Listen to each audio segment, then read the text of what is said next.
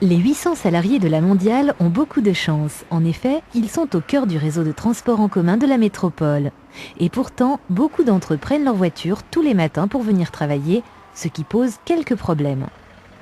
Les collaborateurs ont pris l'habitude de stationner sur les trottoirs, devant les entrées de garage, avec toutes les conséquences en matière de relations avec les riverains. La Mondiale a donc décidé de mettre en place un PDE, un plan de déplacement entreprise, fin 2003.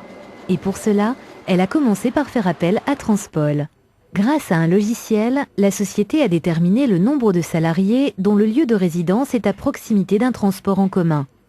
Ensuite, une enquête interne a été réalisée par un groupe de travail avec l'aide de l'ADEME afin d'identifier les différents modes de transport utilisés par les salariés et de connaître leur motivation ou leur réticence. Le facteur coût des transports en commun est apparu.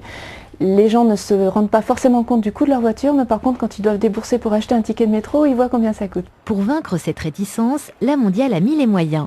Elle prend en charge les abonnements annuels Transpol à hauteur de 50% et le premier mois est offert.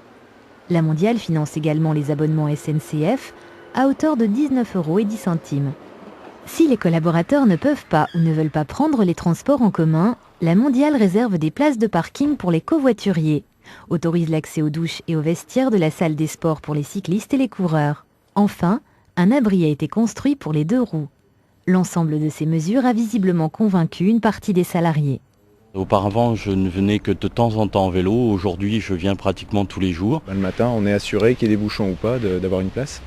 Voilà, ça fait 3 voitures en moins sur l'autoroute, c'est déjà ça. Une autre réticence est ressortie de l'enquête interne à propos de la sécurité dans les transports en commun. La Mondiale a donc fait appel à l'ADEME, qui a sensibilisé les collaborateurs du groupe mutualiste lors de la journée Bouger autrement.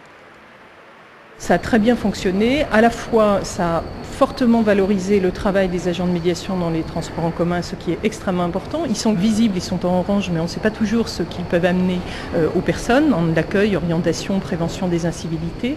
Et puis aujourd'hui, la Mondiale le dit, c'est après 2 ans un formidable développement de l'utilisation alternative de la voiture particulière. Grâce à ces actions de sensibilisation et aux mesures prises par la Mondiale, le PDE rencontre un beau succès. Les comportements ont changé. On a aujourd'hui des collaborateurs qui se sentent concernés, qui sont impliqués dans la responsabilité sociale de la Mondiale et qui continuent à venir progressivement dans le dispositif PDE.